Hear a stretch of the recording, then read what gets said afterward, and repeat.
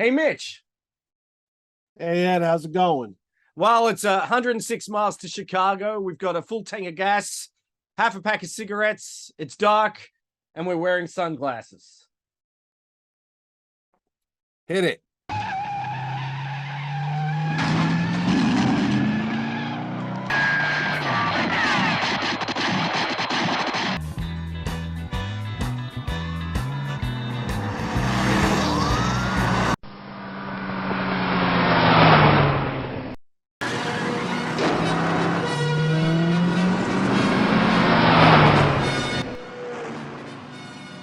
I've always loved you. Let's just start the show.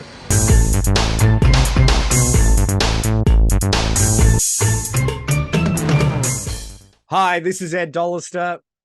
And this is Mitch Halleck. And welcome to another exciting episode of Mitch and Ed's Excellent Adventure. If it's your first time here, thanks so much for joining us. If you're a regular viewer, thanks for coming back. Before we start today's topic, Mitch, how can you find out a little bit more about our show and what we've got for offer?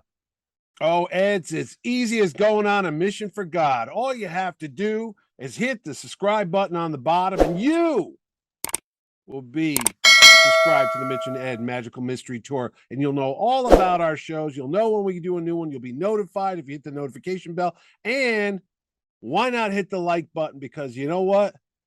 That's what Joliet Jake and Elwood Blues would want you to do. So where are we going today, Ed, on this epic, excellent adventure? Well, we're not going to the Men in Black, or we are not doing the Book of Mormon. We are doing, because you might think that looking at us, but we are heading to 1980 and the cult classic, The Blues Brothers. Now, I know that I'm going to ask you in a second if you saw this in the cinemas. I know you did. I went to this without even knowing that I was going to see the Blues Brothers. We went to see a film at the Pix Cinema. I think it was probably late 1981. And we were going to see Raiders of the Lost Ark. It was, by the end of its run at that point. And before Raiders of the Lost Ark started, there was this movie, The Blues Brothers, and we didn't even know it was a double feature. It opened late December 1980 in Australia, and it did okay. And I wasn't expecting anything. And it was a great fun, crazy, absurdist comedy. Did you see it in cinemas, Mitch? Ed, that's the magic question I've been waiting for you to ask. Not only did I see it, I counted the days down before this movie came out because I would watch Saturday Night Live every week. My dad let me stay up on Saturday nights at 11:30, live from New York, right up the street from Connecticut. There was NBC Saturday Night Live starring John Belushi, Dan Aykroyd, Bill Murray, Gilda Radner, Jane Curtin, Garrett Morris, Lorraine Newman, and Chevy Chase. But it was on one epic night with Carrie Fisher as the host that the opening of the show, which was usually a cold open comedic thing, they did a musical number with these two guys that you never heard of called Jake and Elwood Blues, the Blues Brothers. Now that name comes from Howard Shore, who was the musical director of the NBC Saturday Night Orchestra. Mm-hmm. And he said, why don't you two guys call yourself the Blues Brothers? And hence the name was formed. And that's what started it, because Dan Aykroyd was a lifelong blues fan, and John Belushi was into all kind of music, and he would always try new stuff. And he said, what's this I'm listening to? He says, oh, man, that's, I can't even think of somebody's name. But anyway, it was a big blues thing. And he goes, oh, I like this. Give me some more of it. So next thing you know, Belushi goes out and buys stacks of record albums and just immerses himself into the whole culture of the blues. And they would go around and they would do this number. And they would open up for their good friend Steve Martin when he was on his tour. And that's what the Blues Brothers did. And lo and behold, one of the producers over at Universal said, what if we give you guys some money? Can you make a movie out of this? And that's where it started. And Dan Aykroyd never wrote a movie in his life. He didn't know how long it had to be. They said, well, it's got to be like 160 pages. And I'm going to say this because this happened to me, because I didn't know either that you have to have a format for a screenplay. And I just started doing single space and I typed because I wrote a movie too called Father Vegas, which is available on Amazon.com. But anyway, when you're done with a script and you wrote, and Dan Aykroyd wrote about 300 pages, and then they formatted it into a proper, I think it's 1-inch margin at the top, 1 inch on the side with double spaces and, line direction and, acting directions on, what the scene looks like. That sucker came out to like hundreds of pages. He wrote basically a 5-hour movie. And I did yeah. know that when they presented it to the producer, they wrapped it in a telephone directory cover to sort of soften the blow a little bit. No, that's all the truth. It was literally that thick. It was like 4 or 5 inches thick, this screenplay. So obviously that couldn't happen. So they pulled all that stuff out of it. A lot of it just thrown away. Backstory, every member of the Blues Brothers band. I'm jumping ahead. So anyway, Belushi's the big star. Animal House is a huge hit. 1978, he had just come off of what was considered a bomb in 1979 with Steven Spielberg's 1941, which I liked that movie. I actually sat through it twice when it came out in the theaters. I was the guy. I was laughing my head off. I loved it too. Right? It was just so crazy with all the stuff going on. You really had to pay attention. And I think that's what turned a lot of people off. So meanwhile, Belushi's coming back. The studios are a little worried now because they don't know if he's going to be a big hit because he just had this bomb. But now, go ahead. Can I interject? Because we didn't get Saturday Night Live here in Australia. So really? No. What? No. I got the Paul Hogan show. That is I had to watch that. But that's classic. That's classic. Anyway, we should do a whole Paul Hogan, the Paul Hogan show. Anyway, that's another episode. So had they left, because Dan Aykroyd was in they were gone by had they left Saturday Night Live by that stage? They left in 1979. They were gone. They took off because they were both making movies. And they both were in 1941, and that flopped. They were both in 41, and they left. So Aykroyd left, Belushi left, and there was really no one left at that point. It was, just Bill Murray was the new. Bill Murray rose to the heights of superstardom because he was it. Hang on, sorry, John Candy wasn't in Saturday Night. He wasn't. No, he was in SCTV. SCTV. That was up in Canada. They all know each other. Yeah, because Belushi's from Second City, which is the Chicago comedy troupe. John Candy was also part of that troupe, but he was up in the north in Canada with Dave Thomas and Rick Moranis and Howard Ramis and Harold Ramis. They all knew each other, so they're all friends. Aykroyd's Canadian, so he's from that group too up there. So they all kind of were friends. John Candy is in 1941, if that's what you were going to say. Yes, as is Dave Thomas and a bunch of the other Second City comedy troupes. But anyway, back to the Blues Brothers. So they do this album, Briefcase of Blues, which is right over there. It was actually a big hit. It was all real, authentic blues songs that they just covered. And they had a huge hit with the song Soul Man, which went to #1 on the charts. That was huge. It was a remake of a Sam and Dave song called Soul Man. And, he was the star of movies. He's a star of records now. He's on the #1 TV show. There was nothing that John Belushi couldn't touch. It was like the Midas touch. So he thinks Aykroyd with him. They get John Landis, who directed Animal House. So they're putting this movie together, okay? You with me so far? I am. All right. So anyway, they go to make this movie. They go, we need $17 million. First, they wanted 12, then they went up to 17, and they go, no, you're not going to get it. This movie goes up to $27 million. And they start making it in July of 1979. And remember, Star Wars only cost like $14 million. Exactly. So here's the deal. I hear the movie's coming out. I'm all excited because I, got the record albums. John Belushi was my favorite comedian of all time at that point. Steve Martin was there, but John Belushi was better than Steve Martin. And it was like, this is the greatest time ever. I hated Chevy Chase, still do. Anyway, this was going to be the big hit. 1980 comes out, May.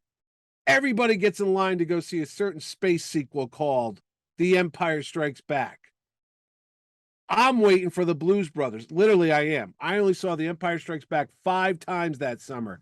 I saw the Blues Brothers 10 times that summer in 1980. That's right, buddy. Yeah. Blow your mind, man. Wow. Think about it. I thought I know you. Nah, man.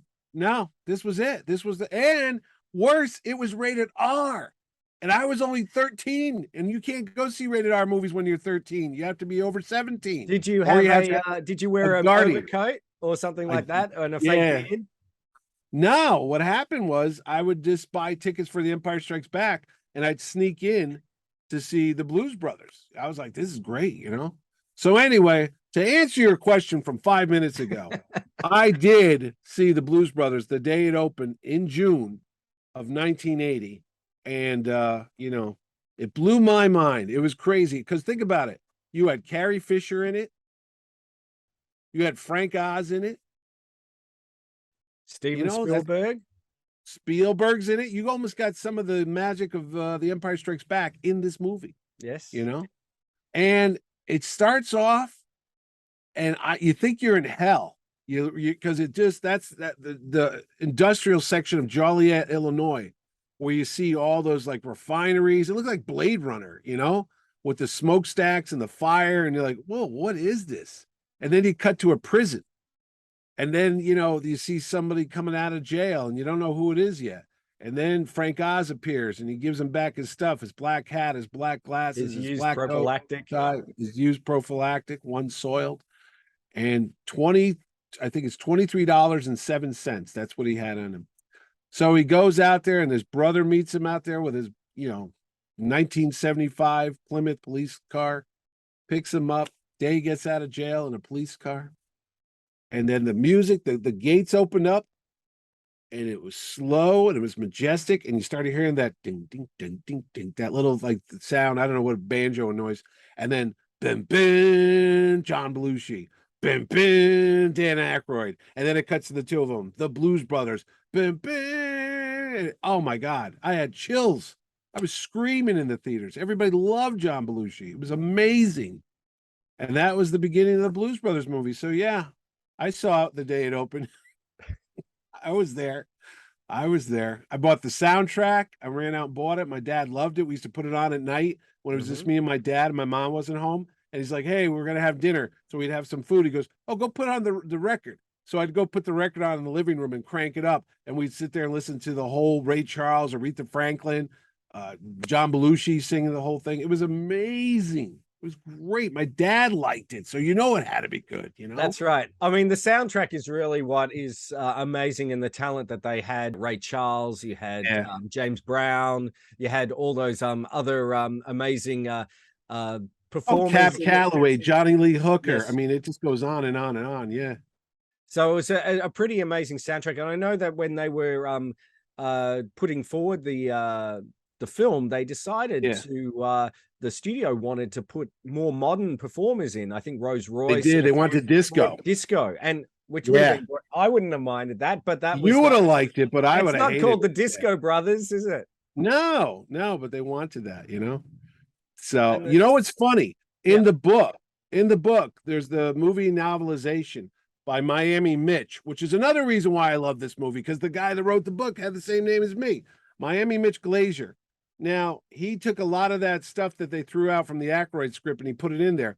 There was a disco band in the book that was kind of like, instead of the Good Old Boys, which is the country bar, the country western band, there was I can't think of the name right now, but there was a disco band that was going to get some of the gigs that the Blues Brothers had, and they screwed it up, and they ended up going on a plane to another part of the country, and whatever happened. But I do remember it was like Rick Waverly and the Waverettes or something like that. It was just out there though. And they make a joke about disco pants and haircuts as they're going through that mall.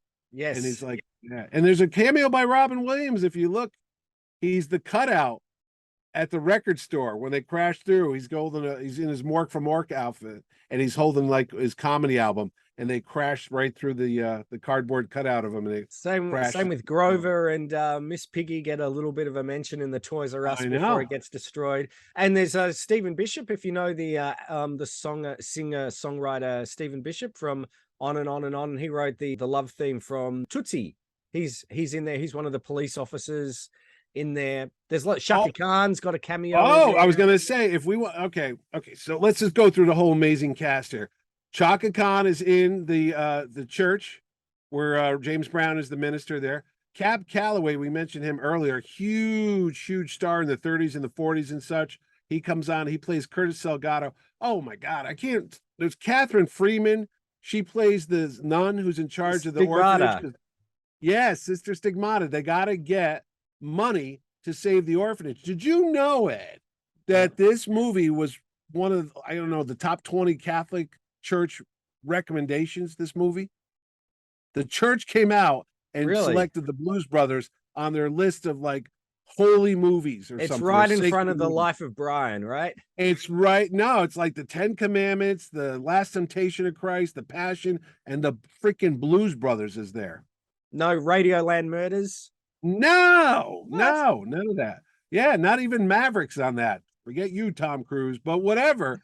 This movie is unbelievable. They filmed it in Chicago. They filmed it on location, Joliet, Illinois.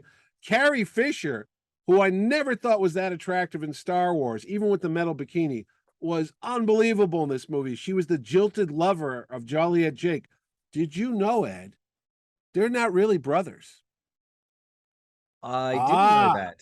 Blew your mind that makes sense with if you fast forward to Blues Brothers 2000.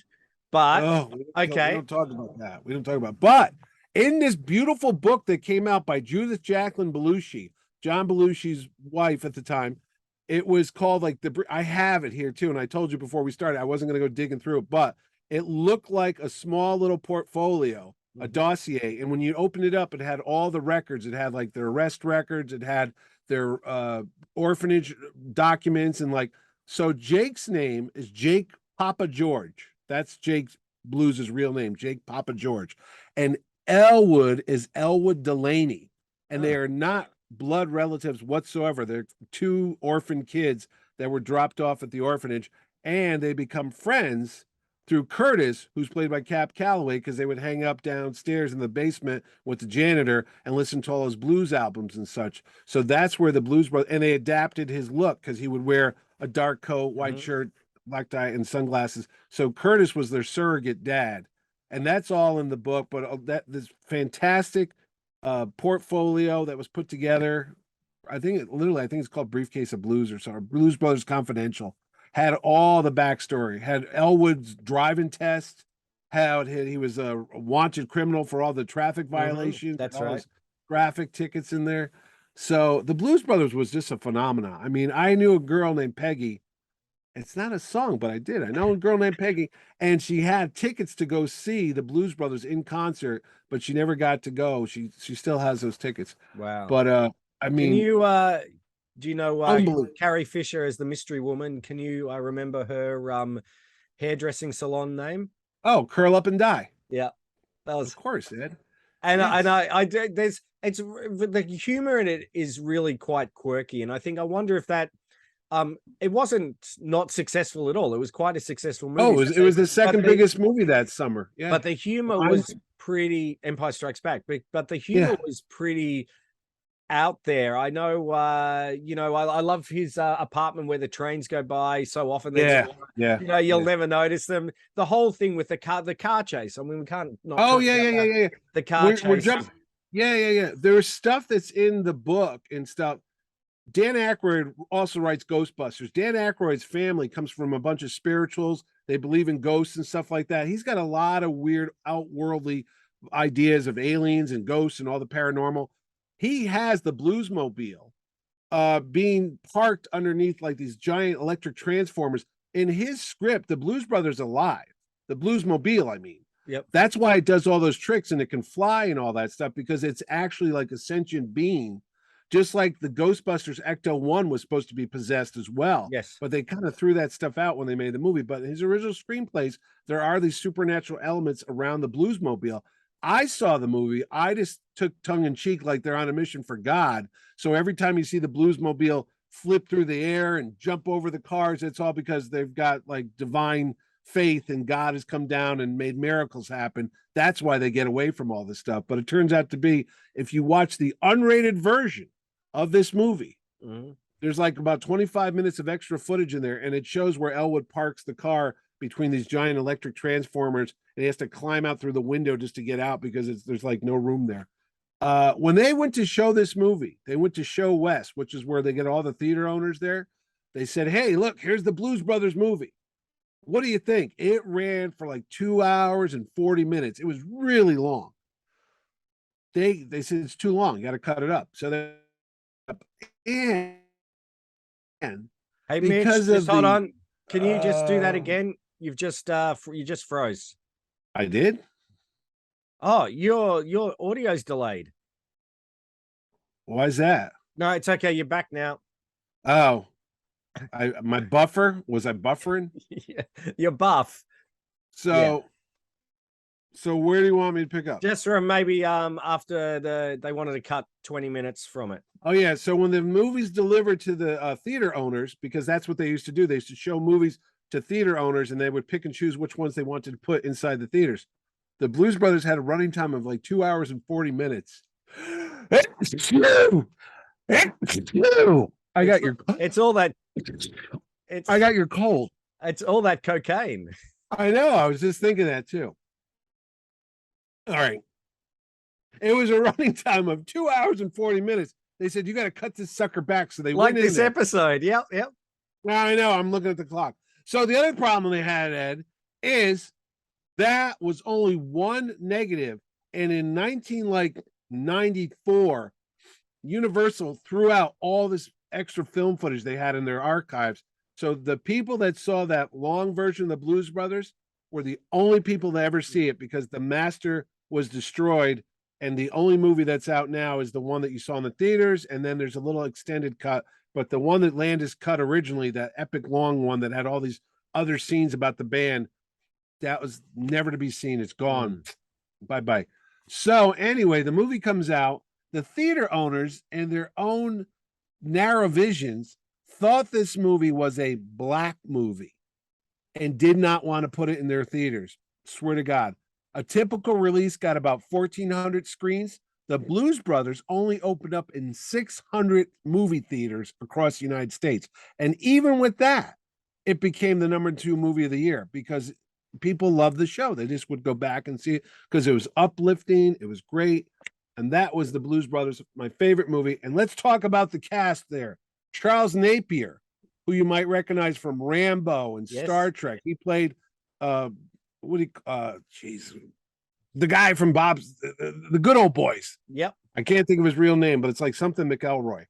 John Candy's in it. Stephen Williams, who's from Poltergeist, is the state trooper. The black police officer with the that's Stephen Williams. He's in this movie with John Candy in the car. That's right. Right. We're in a truck. That's right. John Landis appears in the movie in a scene when he goes, "They broke my watch." When they go through the mall and you see the car, Landis is one of the cops that's upside down holding his hat as they go through. Did you know that was an abandoned mall that they went and made it look like it was real? Well, I didn't when I saw it. I go, oh my God, they're wrecking this. You know, as a 10-year-old when I saw it, or 11 years old, I had no idea that I thought that was a real mall. But they had to populate it with products, shops and everything like that, and with stunt actors. And oh my gosh, it's a hilarious sequence. But they told the people, "We'll put your stuff in the mall." And some of the people were like, "You could do that, but you can't run our stuff over." So there's certain stores that, Toys R Us let them go crazy.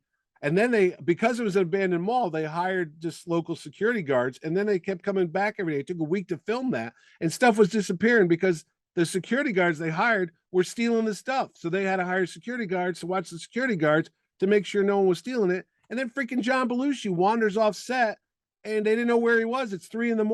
And then Dan Aykroyd has to go around the neighborhood and knocking on doors. He sees a light on.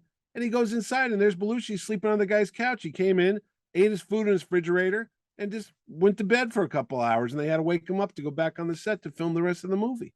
It was crazy, Ed. It was crazy. And what was crazy was also all those car chases. It had the most crashed or wrecked cars ever. 103 cars Yeah. were destroyed in the making of the Blues Brothers. You had Henry Gibson. Let's not forget Henry Gibson from Henry Gibson. He was in Laughing over here. Yeah. He was in it as a neo-Nazi group trying to chase after them, and who had the that crazy drop with the car. One Pinto, thing about the car, they dropped it from a helicopter, sort of like a sign off to say that it wouldn't fly. Yeah. They didn't want it crashing through people. And a lot of the singers, what? Go ahead. I was going to say, do you think that sequence was Steven Spielberg echoed some of that in The Last Crusade with the plane going through the tunnel? Because what happens is the plane crashes, blows up, and then they drive over the yeah. Oh yeah, you're right. I didn't think of that. I thought you were going to say the whole falling out of the airplane with the life raft, because that's what it kind of looks like when it's going down. But I just thought that ending, because the plane, the car crashes, and then they end up jumping over it, and then the other station wagon crashes into it. There's a lot of carnage in this. Oh my God, this film. Yeah. But no one gets hurt. No one gets hurt. And don't forget, there's a bullwhip sequence when they're singing Rawhide. John Belushi grabs the whip that's up there and starts cracking it just like that. There's so many cool things. There's a lot of fantasy elements in this movie, like obviously the cars flying and with the whip and stuff. Like things would happen, like Carrie Fisher shows up. I remember my dad cracking up. She just blows up the whole building where they were sleeping in, this like flop house where it says transients welcome. And they just get up and just dust themselves off. I was like, gotta go to work. And they just go to work looking for the rest of the band, But Twiggy, no one reacts to it. No, what? Twiggy's in it. She plays the girl that Elwood meets over at the gas station. And he never shows up. She's still waiting for him at that hotel. Steve Lawrence, I don't know if he was a big deal over there, but he was there. I'm sure I saw him on the Love Boat multiple times. Oh yeah, he and his wife Edie Gourmet, they used to be like a pair. They would always be out there. And I'm trying to think of some other notable people that are like background people, but it was just great. But a lot of the main the singers, Ray Charles and Aretha Franklin, they never sang with lip sync. They would just like sing normally. So it was hard for them to film this on set because they would put the background music on and they'd have to act out their bits. But they weren't used to singing in front of a movie camera. So they were like, oh, so a lot of this stuff, I know with James Brown, they didn't even bother. They'd actually just put the music on and they said, whatever he says and records, we're just going to go with it right there. And I'm going to tell you another little secret.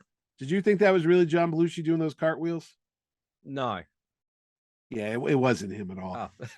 So, but did you know he was playing around with a skateboard when they were filming the big scene at the Palace Hotel ballroom, and he injured his knee because this kid was doing his skate. Hey, let me try that skateboard. Like, don't do it. And sure enough, he bangs his knee up. So while he's doing all that singing, Sweet Home Chicago and all that, his knee is like wrapped up like you would not believe. They're like, just do whatever you can. So anyway, came out 1980.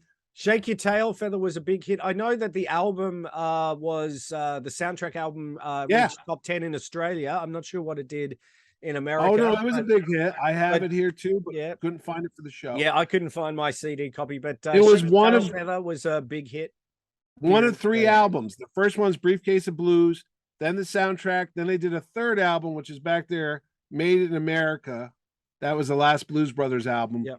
And there's another one here that has, this is an import. This has every single Blues Brothers song. It's the complete Blues Brothers because they did a lot of live recordings as well too. But I mean, doesn't Dan Aykroyd? He has the House of Blues, doesn't he? He had the House of Blues. Yeah, that started.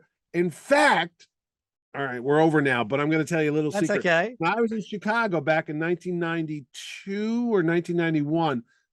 Maybe it was 1990. John Candy was in town filming a movie called Only the Lonely with Ali Sheedy. And they were filming on location. So I was there watching the movie. I'd do my trade show in the day, and at night I'd go watch the filming of the movie. And I went down to North Wells Street.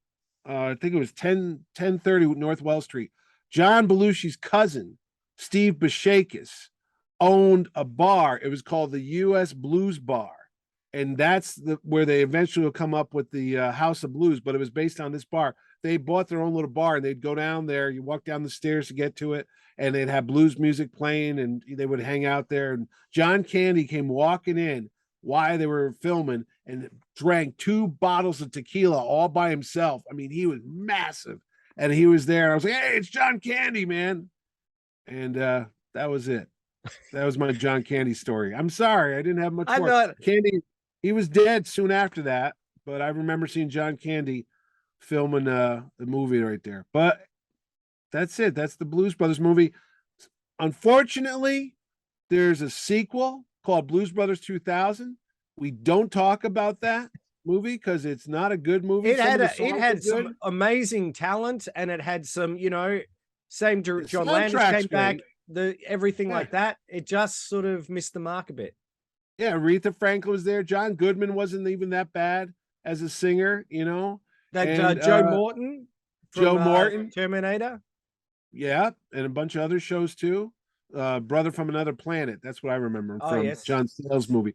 It just misfires. And they had all the band, and they got Paul Schaefer, who was David Letterman's musical leader, but he was also on Saturday Night Live. He's on the Blues Brothers albums, but because he had some conflicts with his schedule, he's replaced in the movie by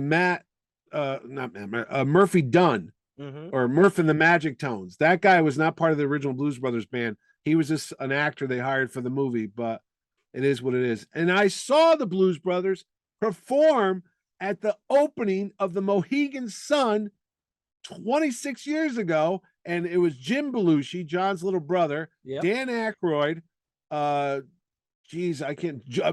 Bill Clinton on saxophone. The president was on saxophone. And it was just in the midnight hour. I can't think of his name right now. Wilson Pickett was there with him too. And there I was in the Wolf's Den where you and I went that time to see that Carole King thing. And there were the Blues Brothers, and they all played. And I ran up and saw Aykroyd afterwards and said hello. But that's it. The House of Blues are still out there. The Blues Brothers movie's out there. You can get 2 versions of it, the theatrical and the unrated, because it came out for the 40th anniversary. They added some deleted scenes, and that's it. There's some video games they brought out in the late video 90s. Game. Yep. There's two different ones. Yeah, there's one on the Super Nintendo. There was one on the NES, but they weren't very good. They were just basic platformers. Nothing really good. The only thing that you see around today is they're unlicensed outside of restaurants, you often see like they've got a chef or something like that. Yeah, you often see the Blues Brothers. Yeah, there's one right up near the comic store here in Southington, and I would drive by, and there's Jake and Elwood standing out front. You're like, what the hell's that all about? So, but John Belushi did get his star on the Walk of Fame. You can go out to Hollywood. He got it on April 1st, April Fool's Day. Yes, he got his star on the Walk of Fame, and I don't know, man. I just love this movie so much. It's literally in my top 10 movies. It was always like Star Wars, Raiders, the Blues Brothers, and then like Empire Strikes Back, Indiana Jones, blah, blah, blah, blah, blah, blah, blah, blah. Because, I mean, at the end of the day, if you take out a couple curse words here and there, it's actually a nice movie about these guys that are raising money to help their orphanage out, and they're, disrupting the Nazis' plans. And who the hell would care if we didn't do? I mean, this is before nowadays. This is back in 1980 when you knew the Nazis were bad guys. And they're like, I remember the guy goes, Illinois Nazis. And he's like, man, what the hell? And then they just drove them off the bridge and they fall in the water. And then they fall to their death at the end. Any movie that bashes the Nazis is number 1 in my book. Raiders, the Blues Brothers. We need more Nazi bashing movies. Rocketeer, see? Which you can watch on our channel if you want to know about the Rocketeer. Yeah, Captain America. I see a pattern with all my favorite movies. It's all about beating up Nazis. Now, what can you do if you want to find out a little bit more about other shows that we have looked at in the past, Mitch? Oh, Ed, it's just like causing a riot inside a prison when you're singing Jailhouse Rock with your friends. All you do is hit the subscribe button on the bottom, also hit the notification button, and you'll know when Ed and I go on another trip in the Blues Mobile or our other excellent adventure mobile. And please hit the like button because it makes us feel good for dressing up like this, so our wives don't think we're just total losers. I mean, too late. Nerds. That's it. All right. And don't forget to, if you've got an idea for a show or a topic, please put it in the comments below. We'd love to hear from you. So signing off, this is Jake Dollister. In Miami, Mitch Halleck. And we'll see you next time. Thanks for watching.